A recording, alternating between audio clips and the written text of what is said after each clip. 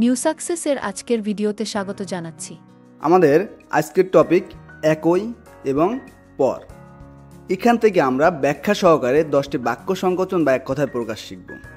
প্রথমে আসি একই থেকে।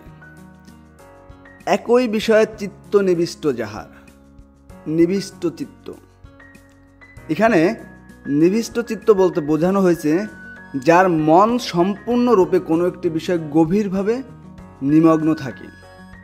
আমরা যদি উদাহরণস্বরূপ দেখি তাহলে শিক্ষার্থীকে পড়াশোনায় নিবিষ্ট চিত্ত হতে হয়। যেমন দেখা যাচ্ছে তোমরা যারা সামনে অ্যাডমিশন পরীক্ষা দিবে, তোমরা যদি নিবিষ্ট চিত্তে যদি পড়াশোনা না করো তাহলে কিন্তু অ্যাডমিশন পরীক্ষায় সফল হতে পারবে না। ধ্যানমগ্ন সন্ন্যাসী নিবিষ্ট চিত্তে সাধনা করেন।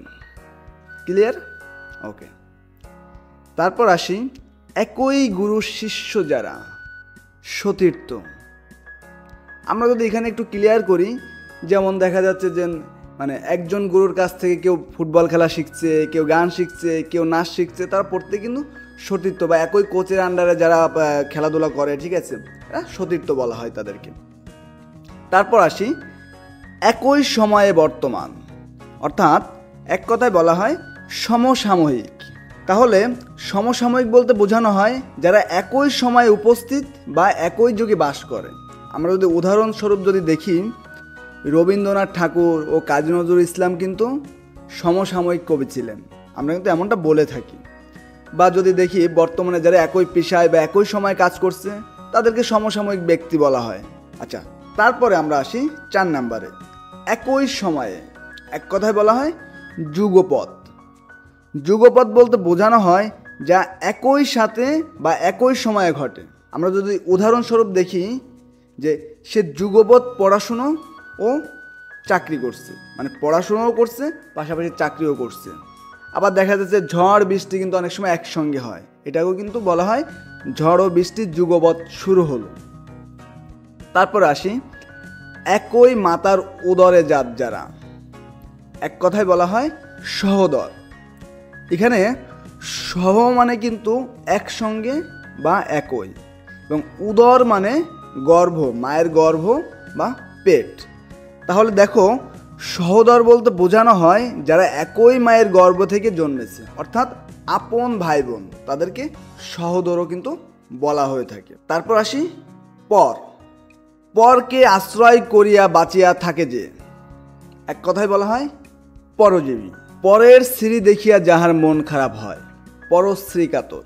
তারপর কিন্তু দুইটা এক কথায় প্রকাশ তোমাদের জন্য 3 এবং 4, এই দুইটা একটু কনফিউজিং, তোমরা খুব সুন্দরভাবে একটু বুঝতে হবে, নইলে পরীক্ষার হলে কিন্তু ভুল হওয়ার সম্ভাবনা থাকবে। পরের দ্বারা প্রতিপালিত যে, পরভূত। আমি আবারও বলি, পরের অর্থাৎ কাকের দ্বারা প্রতিপালিত যে, এক কথায় বলা হয় পরভূত। কে প্রতিপালিত? কোকিল। তাহলে একটু খেয়াল করো, পর মানে অন্য, ভূত মানে পালিত বা লালিত। তাহলে পরভূত বলতে বোঝানো হয় যে নিজে লালিত পালিত হয় না, বরং অন্যের দ্বারা প্রতিপালিত হয়। আমরা যদি উদাহরণ দেখি, কোকিল তার ডিম কাকের বাসায় রেখে দেয় এবং কাক সেই ডিম ফোটায় ও কোকিল ছানা কাকের দ্বারা প্রতিপালিত হয়। ক্লিয়ার? কাক এবং কোকিলের গল্পটা কিন্তু আমরা জানি। তারপরেরটা আসো, পরকে প্রতিপালন করে যে, অর্থাৎ পরকে মানে কোকিল ছানাকে প্রতিপালন করে যে, তাকে কি বলা হয়? পরভৃৎ। পরভৃৎটা কে এখানে? কাক।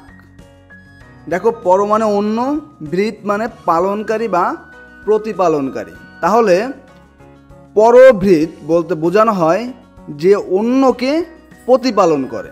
দেখো, আমরা যদি এখানে উদাহরণ দেখি, উদাহরণ হিসেবে আসবে কাক। কোকিল তার ডিম কাকের বাসায় রেখে দেয় এবং কাকই সেই ডিম ফুটায় এবং কোকিল ছানাকে প্রতিপালন করে। ক্লিয়ার? একটা হচ্ছে প্রতিপালন করে, আর একটা হচ্ছে অমুকের দ্বারা প্রতিপালিত হয়। দুইটা কিন্তু ঘুরে ফিরে একই জিনিস, একটু খেয়াল রাখতে হবে। একটি পরভূত, একটি পরভৃৎ। ক্লিয়ার? আচ্ছা, আমরা তার পরের প্রশ্নে চলে আসি। পরের অন্যে যে জীবন ধারণ করিয়া থাকে তাকে আমরা এক কথায় বলি পরান্নজীবী।